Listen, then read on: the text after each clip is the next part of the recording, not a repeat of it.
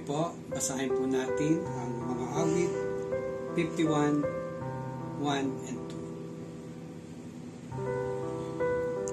2. Ako'y kawaan, o mahal kong Diyos, sang-ayon sa iyong kagandahan loob. Mga kasalanan ko'y iyong pawiin, ayon din sa iyong pag-ibig sa akin. Linisin mo sana ang aking karumihan at patawarin mo aking kasalanan. Tayo po ay manalangin. Diyos, amang makapangyarihan sa lahat, maraming salamat po sa inyo. Ama, kami po ay nagpupuri, kami po ay nagbabalik ng pasasalamat sa inyong kabutihan, sa inyong walang sawang pagpapala sa bawat sa amin, Ama.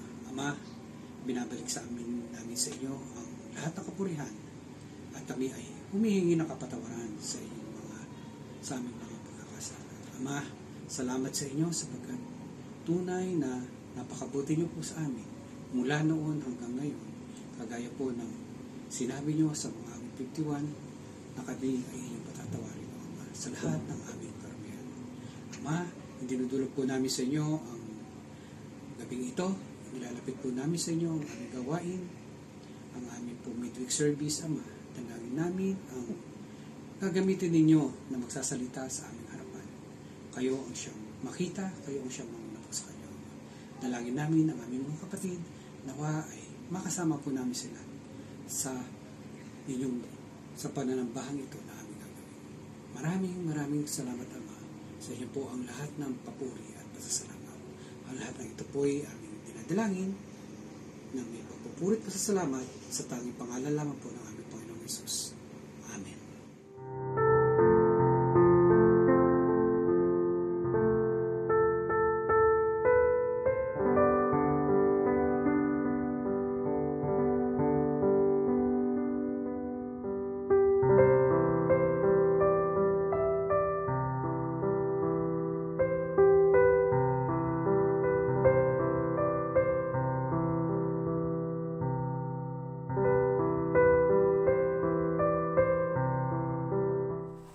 Isang mapagpalang gabi po sa ating lahat. Ako po ay nais na magbalik ng papuri at pasasalamat sa ating Panginoon sa patuloy na gabay niya sa aking buong sambayanan. Bagamat nung nakaraang linggo, nagkasakit yung bunso ko at sa awa ng Diyos o kaya mga laboratory test niya. Siguro dahil na lang din sa panahon. And sobrang salamat sa Lord dahil sa blessing na pinagkaloob niya sa amin na maging SAC awardee ang panganay ko at sobrang laking tulong po ito sa amin. Bagamat nakakahiyaman dahil sa matagal akong hindi naging active sa ating church, pero salamat po sa buo-buo ng ating iglesia. Pero kung hindi naman po nakasama sa SAC awardee sila rin ay ang mailapit lang sila sa ating Panginoon sa tulong ng church. Sabi nga po no nakaraan sa mensahe, you need a church para po maging isang ganap na makakilala sila sa ating Panginoon.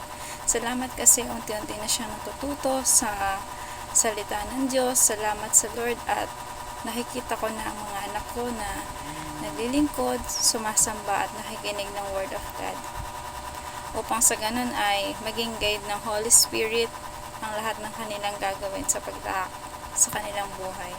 At muli po, ang sa Diyos ang papuri at pasasalamat.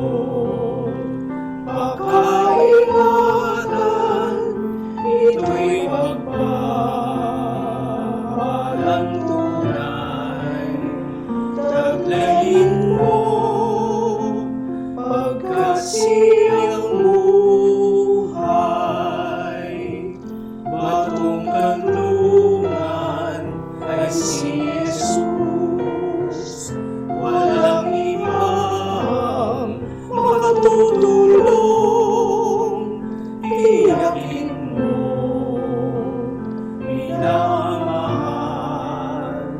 nakatayo ka sa batong buhay. Sa panahon ito'y kailangan ang ligtas ng buhay na lalaman ko ng tunay. Ako'y kanya magpakailanman. Batong kanlungan ay si Jesus, walang ibang makatutulong. Tiyakin mo, minamahal, nakatayo ka sa batong buhay.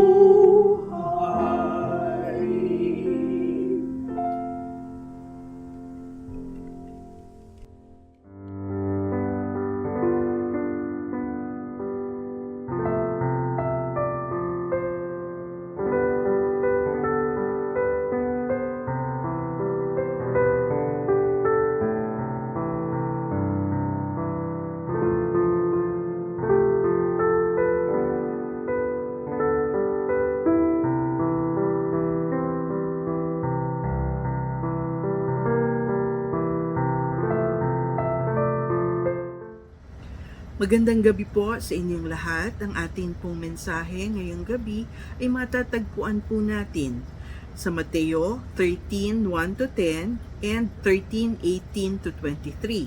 Ito rin po ay matatagpuan natin sa Marcos 4:1-20. Ito po ay isang talinghaga, ang mga hasik. Atin pong pakinggan ang pagbasa ng mga talata. Nang araw ding yon, lumabas ng bahay si Jesus at naupo sa tabi ng lawa. Napakaraming tao ang nagtipon sa paligid niya, kaya sumakay siya sa isang bangka at doon umupo habang ang mga tao na may nasa dalampasigan. Marami siyang itinuro sa kanila sa pamamagitan ng mga talinhaga at paghahalintulad. Sinabi niya, May isang magsasakang naghasik ng binhi. Sa kanyang paghasik, may mga binhing nahulog sa tabi ng daan. Dumating ang mga ibon at tinuka ang mga binhing yon. May mga binhi namang nahulog sa mabatong lugar kung saan walang gaanong lupa. Mabilis na tumubo ang binhi dahil mababaw ang lupa. Ngunit natuyo rin ito ng masikatan ng araw at dahil hindi malalim ang ugat, namatay ito. May mga binhi namang nahulog sa lupang may matitinik na damo. Lumago ang mga damo at natakpan ang mga tumubong binhi. Ang iba na may nahulog sa mabuting lupa, lumago at namunga. Ang iba'y napakarami ng bunga, ang iba'y marami-rami, at ang iba na may katamtaman lang. Kayong mga nakikinig, dapat ninyo itong pag-isipan. Pakinggan ninyo ang kahulugan ng talinghaga tungkol sa mga hasik. Ang tabi ng daan kung saan nahulog ang ilang binhi ay ang mga taong nakinig sa mensahe tungkol sa paghahari ng Diyos, pero hindi nakaunawa. Dumating si Satanas at inagaw ang salita sa kanilang puso. Ang mabatong lugar kung saan nahulog ang ibang binhi ay ang mga taong nakinig ng salita ng Diyos at masaya itong tinanggap agad. Ngunit hindi taimtim sa puso ang kanilang pagtanggap, kaya hindi tumagal ang kanilang pananampalataya. Pagdating ng kahirapan o pag-uusig dahil sa salita ng Diyos na kanilang tinanggap, agad silang tumatalikod sa kanilang pananampalataya. Ang lupang may matitinik na damo kung saan nahulog ang iba pang binhi ay ang mga taong nakinig ng salita ng Diyos. Ngunit dahil sa mga alalahanin dito sa mundo at sa paghahangad na yumaman, nakalimutan nila ang salita ng Diyos, kaya hindi namunga ang salita sa buhay nila. Ngunit ang mabuting lupang hinasikan ng binhi ay ang mga taong nakikinig sa salita ng Diyos at nakakaunawa nito, kaya namumunga ito sa kanilang buhay. Ang iba'y napakarami ang bunga, ang iba'y marami, at ang iba na may katamtaman lang.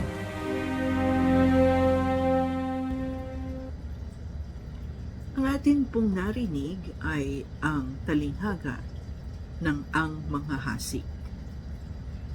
Ayon po doon sa Mateo 13:1-10, Ang ating pong Panginoong Hesus ay nagsalita sa harapan ng maraming tao.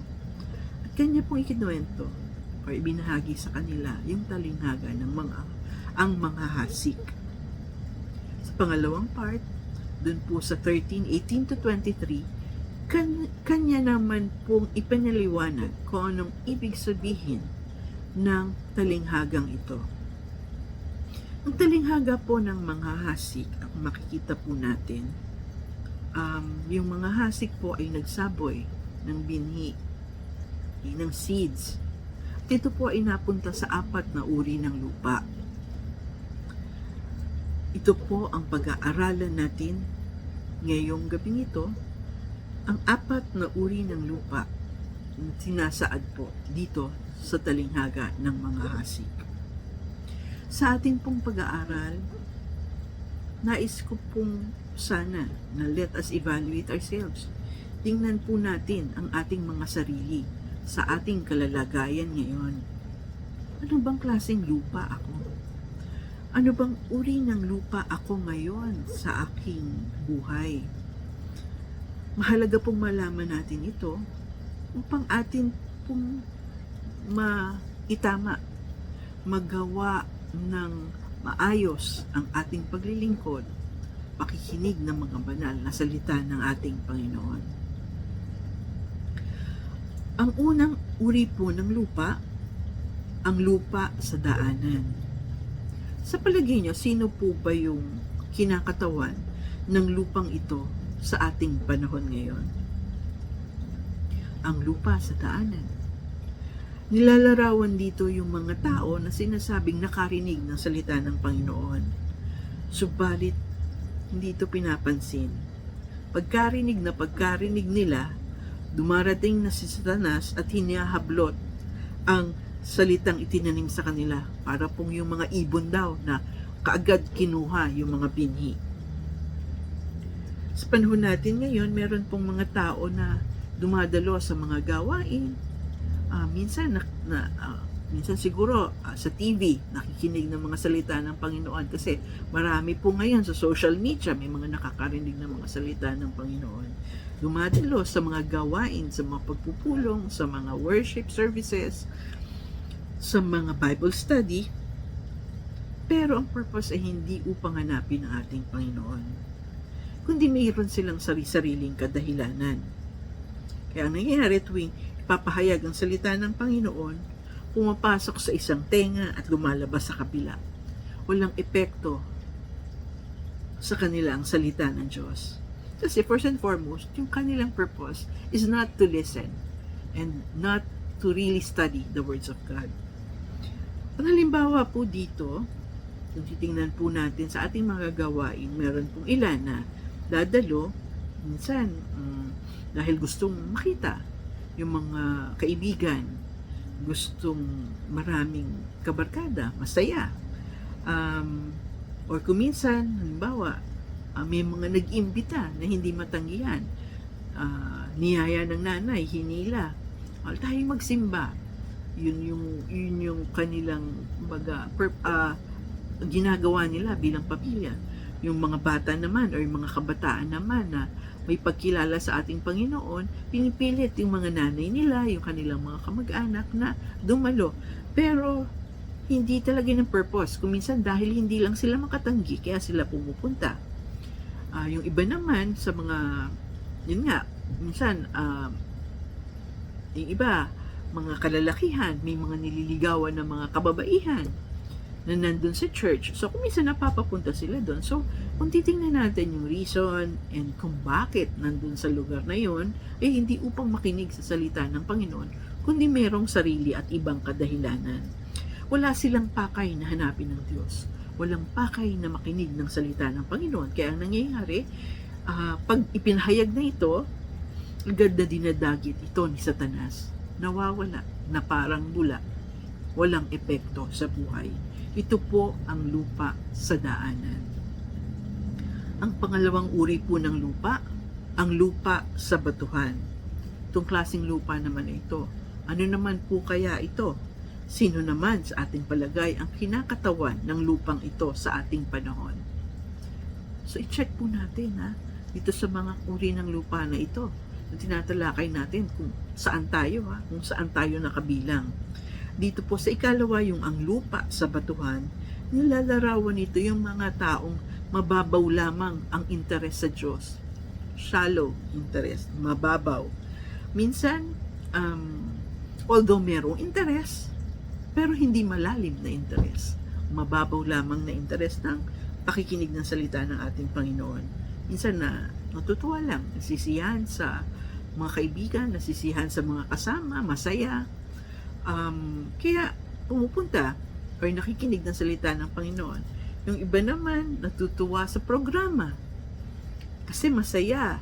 May mga awitan sa praise and worship. Maganda ang tinig. Parang minsan nga sinasabi ko, meron kong minsan parang mga pumupunta at ginagawa lang konsyerto yung praise and worship. Yan. At hindi totoong may pag-iinteres sa pakikinig ng salita ng ating Panginoon o pagmumuni-muni ng salita ng ating Panginoon. Maaari rin silang magmukhang masigla kasi tuwing nag-aawitan, tumatalon, nagtataas ng mga kamay para sa ating Panginoon. Parang masigla at nag-aapoy sa pananampalataya. Ngunit wala silang panahong magpakalalim sa salita. Ito po raw yung nandito sa lupa sa batuhan. Kaya ang nangyayari, hindi nag-uugat ang salita ng Diyos sa kanilang loob. Hindi sila nagtatagal. Ano nangyayari dito? Pag wala ng kasiyahan, boring na sa kanila ang pananambahan. Masigla sa pag-aawitan, masigla sa mga laro, masigla sa mga bagay na nakakatuwa. Subalit pagdating na sa seryoso mga parts ng program, pakikinig ng banal na salita at pagmumuni-muni, pananalangin, boring na. Ano nangyayari? Nabobore na sa mga ganitong gawain. Kasi hindi malalim yung interes sa Diyos. Medyo mababaw lang ang interes sa Diyos. Kaya hindi nag-uugat ang salita ng Diyos sa kanilang loob. Hindi sila nagtatagal.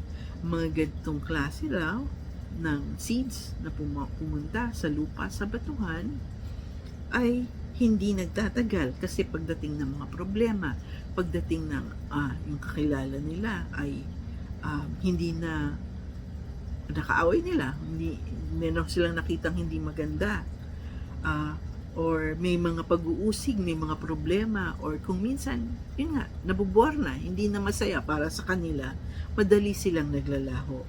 Sabi nga, ito yung mga klaseng tao na napapakilos ng kanilang emosyon. Emotional lang, kasiyahan, masaya lamang, gusto lang nila sa panahon na sila ay masaya. Natutuwa sa mga programa, sa mga awitan, kung minsan, sa mga bagay-bagay na nakapagpapasaya sa kanila. Sila yung mga taong mas daw nga papakilos ng emotions rather than salita ng ating Panginoon. Ito po ang mga taong nasa lupa sa batuhan. Yan po yung pangalawa. So, i-review po natin Yung una, lupa sa daanan. Yun po talagang wala. Pagkarinig ay nawala. Ang lupa sa batuhan, may konting interes. Parang feeling mo nga sa mga on other occasions ay mainit ang pagtanggap. Subalit pagdating ng mga problema ay biglang nawawala. Ang pangatlo po yung lupang masukal, matinik na lupa. Sabi po, ito raw po yung lupa or kalagayan ng tao na pinakamarami yung percentage. Nilalarawan itong maraming dumadalo sa pananambahan ngayon. Laking percentage ng mga taong pumupunta sa mga worship services ay nandito. Meron po talagang desire na makinig, mapalapit sa Diyos, mag-aral ng mga salita. Talaga pong buo sa puso, nais maglingkod sa ating Panginoon. Ngunit, gusto pa rin yung mga bagay na makamundo.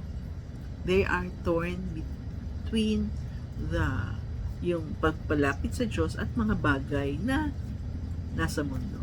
Hindi tuluyang maiwanan ang mundo. Hati ang kanilang puso at dahil dito, hindi buo ang kanilang pagtitiwala sa Diyos. So, ang nangyayari, dahil hindi buo ang pagtitiwala, nawawala ng nagkakaroon ng fear, kakaroon ng pangamba. At dahil sa kanilang mga hating puso, madali silang masilo ng mga panlilinglang ng kayamanan at pagnanasa sa mga bagay-bagay at nasasakal tuloy ang salita. At nangyayari, dahil nasasakal ang salita, ay hindi sumasagana ang kanilang pamumuhay. Hindi nakikita ang bunga ng banal na spirito sa kanilang buhay. Yun po kasi yung first indication na kung tayo po ay lumalago. Nakikita po yung bunga ng Holy Spirit sa buhay. Ngayon po yung ating pong sermon series para po sa ating Sunday worship services ay nasa Fruits of the Holy Spirit. Nung una pong 2 Sundays ago, ang topic po natin, Fruit of the Holy Spirit is love. Ito pong last Sunday, joy. Sa susunod na Sunday, peace. So ito po yung sunod-sunod na titingnan natin na kailangan nating evaluate sa ating mga buhay. Meron pa akong love sa aking puso. Ako ba ay may kapayapaan? Hindi ba ako nag-worry sa mga bagay na kinabukasan at sa mundong ito? Ako ba ay punong-puno ng galak? Yan po yung mga bunga ng Espiritu Santo. At dito po sa mga tao na nasa matinik or mga sa daan na matinik at masukal, hindi mo raw po ito makikita sapagkat hati ang kanilang puso. Hindi nila nagagawa ang mabubuting gawang tinutukoy ni Jesus at hindi sila humahayo at nagpapalago ng mga disipulo at alinsunod sa utos ni Jesus. Ngayon po, kung titingnan po natin, marami pong nagsisimba ngunit hindi lumalalim at tumitibay bilang disipulo ni Jesus. Hindi sila lumalakas sa spirito dahil nasasakal ng kanilang mga agam-agam at alalahanin ang salita. Sabi po, ito puro yung malaking porsyento ng mga taong dumadalo sa mga pagtitipon sa iglesia. Ang nangyayari po dito, nung tinanggap ang ating Panginoong Hesukristo, puspos ng kasiyahan, mabilis ang paglago. Kasi merong, yung sinasabi nga yung init ng unang pag-ibig, talagang very on fire. Yan. It is on fire. Talagang lumalago, mabilis na paglago. Subalit, hindi na nagbabago ang spiritual na buhay nila ngayon. Parang nag-stagnate. Mabilis na paglago, tapos biglang tumigil. Ito yung labis na ikalalulungkot ng ating Panginoon. Pagtigil ng paglago dahil sa mga tinik na dumarating sa buhay. Mga tukso ng sanlibutan na hindi maiwasan. Mga alalahanin sa sanlibutan na hindi ipinagkakatiwala sa ating Panginoon. Ito po ang karakteristik ng mga taong nasa masukal at matinik na lupa. Pag-isipan po natin, itanong po natin sa ating mga sarili, ako ba ngayon ay nasa masukal na lupa? Tulad ba ako ng masukal na lupang inilalarawan doon sa ating pinag-uusapan? Aking bang puso ay puno ng worries, fears, agam-agam, alalahanin sa buhay? Lumalago ba ang salita ng Panginoon sa aking puso, sa aking isipan, o nasasakal ito ng mga bagay ng makamundo? Ang aking bang buhay Kristiyano o buhay espiritual ay lumalago o walang pagbabago? Sa mga katanungan ito, tayo lang po ang makakasagot sa ating mga sarili. Bigyan po natin ito ng panahon upang evaluate ang ating sariling espiritual na buhay ayon po sa inilalarawan ng 4 na uri ng lupa na ito na nasa talinghagang ang mga hasik. Ang ika-4 na lupa ay ang lupang kay inam, matabang lupa. Sino naman po kaya sa palagay nyo ang inilalarawan sa lupang ito sa ating panahon?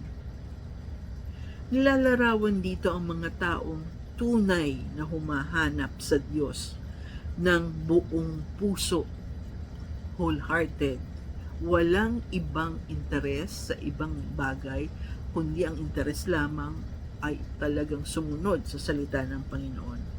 Wagas ang pagpapasakop sa Diyos dahil si Kristo ang kanilang Panginoon at tagapagligtas. Kaya nung natanim yung salita ng Panginoon sa puso at buhay, ito ay nagbubunga ng tig-30, tig-60, tig-100 ulit ng iniyasik. Baga multiple times over ang naging bunga ng seed na napunta sa matabang lupa. Ano po ba yung itsura ng mainam na lupang nagbubunga ng ganito karami? Yan. Ano ba kaya itong sinasabing matabang lupa? Ano yung mga indication nito? Paano natin ma-evaluate yung mga sarili natin kung tayo po ay matabang lupa na ngayon? First, ang lupang ito ay may malapit na relasyon sa Diyos. Close tayo sa ating Panginoon. Lagi natin siyang kinakausap. Lagi natin siyang sinasangguni sa pamamagitan ng ating mga panalangin, sa pamamagitan ng ating pagbabasa, pagmumuni-muni, pagme-meditate sa kanyang mga salita. Nararanasan natin yung mga pagbabago sa ating buhay tungo sa pagiging Christ-like. Binabago ng kapangyarihan ng Panginoon yung ating mga buhay. Pangalawa, nagbabago ang kanyang karakter at paraan ng pamumuhay. Nakikita sa kanyang pagkatao ang bunga ng Espiritu Santo. Ano po yung mga fruits of the Holy Spirit? Makikita natin sa Galatia 5:22. At as mentioned earlier, sinabi ko nga kanina yung mga topics po natin, patuloy po natin sa ating sermon series. Napakahalaga po ng mga topics natin ngayon para pag-aralan at pagtantuin kung ano po, nasaan na ba tayo sa ating paglago bilang Kristiyano, kung tayo po ay matabang lupa na. So talagang kung dati, makikita po natin yung change sa life. Sabi nga po, ang tao talaga na sumusunod, genuine na sumusunod sa ating Panginoon, 180 degrees turn, tatalikuran ng nakaraan, susunod sa ating Panginoon. Pangatlo, gumagawa siya ng mabuti, binabahagi niya magandang salita, nagdidisipulo sa mga tao. Lagi po sa kanyang puso gusto niyang luwalhatiin ng Ama sa pamamagitan ng kanyang mabubuting gawa. Ayaw niyang malungkot ang ating Panginoon dahil siya ay gumagawa ng hindi mabubuti. Subalit ang paraan ng pagluwalhati sa ating Ama ay sa pamamagitan ng mga mabubuting gawa. And next, ibinabahagi ang magandang salita ng tao sa mga tao, magandang balita sa mga tao, at magdidisipulo sa mga tao. Na siya pong greatest, isa po sa mga yung Great Commission nga po na sinasabi sa atin sa Matthew 28:19. Timpong balikan ang 4 na uri ng lupa. Tingnan po natin yung ating kalalagayan ngayon. Ano na po ba tayo? Anong klaseng lupa po ba tayo? Una, lupa sa daanan, nakarinig ng salita, sandali lamang ay dinagit na, nawala na yung salita ng Panginoon. Pangalawa, lupa sa batuhan, mababaw na interes, nakarinig ng salita. Minsan, feeling mayroong desire, konting desire na makinig ng salita, at ipamuhay ito. Makikita mo parang masigla, nag-aapoy. Subalit pagdating ng mga problema, pagdating namang hindi nila gusto at hindi na sila nasisiyahan, biglang naglalaho at nawawala. Pangatlo, lupa na matinik at masukal. Lupa matinik at masukal. Dito naman po, sinasabi nga na maraming tao ang nandito. Ito po yung mga merong genuine desire to really listen to the words of God, makinig, magbulay-bulay sa mga salita ng Diyos. Subalit, nahati ang puso at isipan sa mga bagay sa mundo. So, nangyayari po ay hindi lumalago, hindi makita yung bunga ng Espiritu Santo. ang pang-apat na ultimately na gusto ng Panginoon na uri ng lupa kung saan naroon tayo ay ang mainam na lupa o matabang lupa na buong puso ang paghahanap sa Diyos, wagas ang pagpapasakop sa ating Panginoon. At ito po ay, ang indication po nito ay pagbunga ng napakarami higit sa mga isinaboy na binhi para dito. Evaluate po natin, tingnan po natin kung nasaan po tayo ngayon sa ating buhay. At sa ating pag-evaluate kung nasaan po tayo, sana po ipanalangin natin sa Diyos na tayo po ay maging uri ng lupa na nais ng Panginoon para sa atin. At yun po ay maging matabang lupa upang tayo po ay makasama natin ang ating Panginoon sa kanyang kaharian at tayo ay magbunga sa ating mga buhay. Nawa ang salita ng Panginoon sa kanyang talinghagang ang mga hasi ay magdulot sa atin ng kaisipan na evaluate natin yung ating mga sariling buhay. Kung tayo po ay anong klaseng lupa ngayon. At mag-desire po tayo sa ating mga buhay na makamit kung ano yung nais ng Panginoon na tayo po ay mapunta or magbunga at magkaroon ng tayo po ay maging naroon sa matabang lupa. Ang pagpapala ng Panginoon po ay sumaatin ngayong gabing ito. Maraming salamat po at magandang gabi po sa inyong lahat.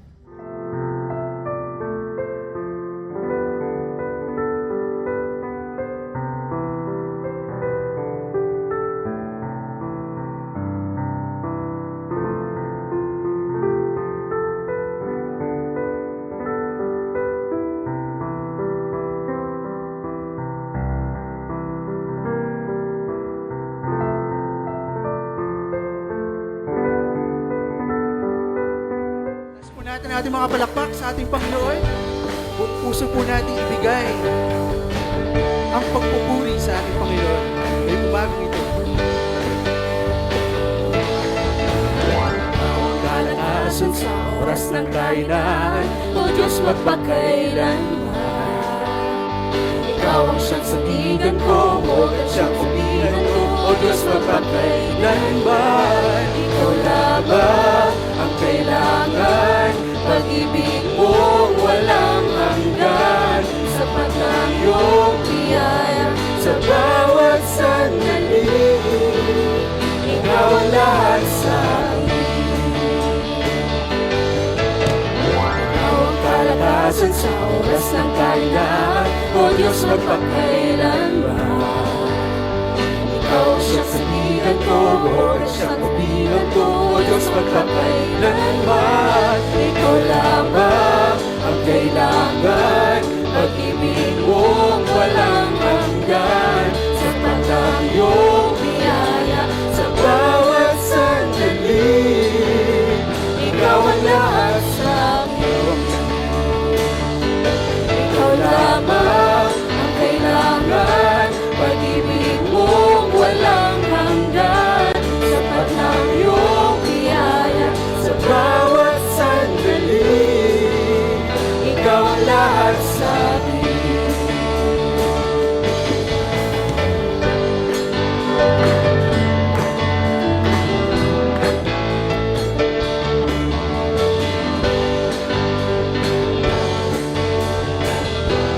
Tayo pong lahat. Ikaw lamang ang kailangan, pag-ibig mong walang hanggan, sapat ang iyong biyaya sa bawat sandali. Ikaw ang lahat sa akin. Ikaw lamang ang kailangan, pag-ibig mong walang hanggan, sapat ang iyong biyaya sa bawat sandali. Ikaw ang lahat sa akin. Ikaw ang lahat sa akin. Ikaw ang lahat sa akin. Palakpakan po natin ating Panginoon. Amen.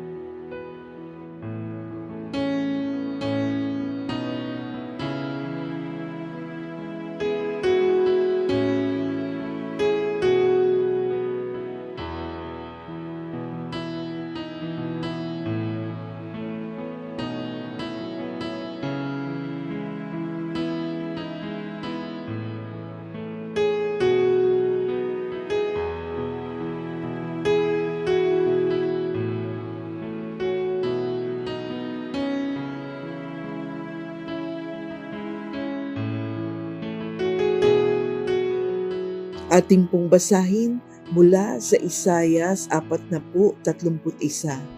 Ngunit silang naghihintay sa Panginoon ay magpapanibagong lakas. Sila'y paiilang lang na may mga pakpak na parang mga agila.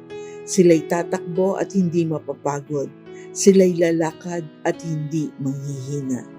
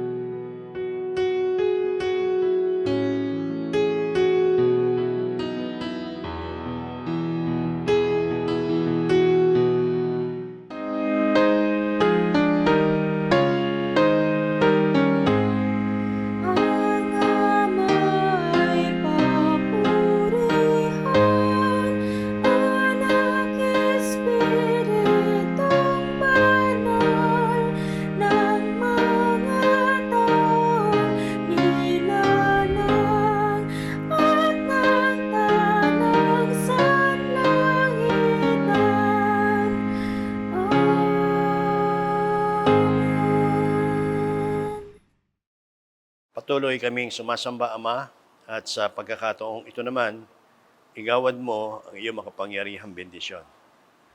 Ang biyaya ng ating Panginoon Kristo, ang pag-ibig ng Ama, ang pakikipisan ng banal na Espiritu, ang siya na mag-ingat at mag-ampon sa atin mula ngayon at magpakailan-kailanman. Amen.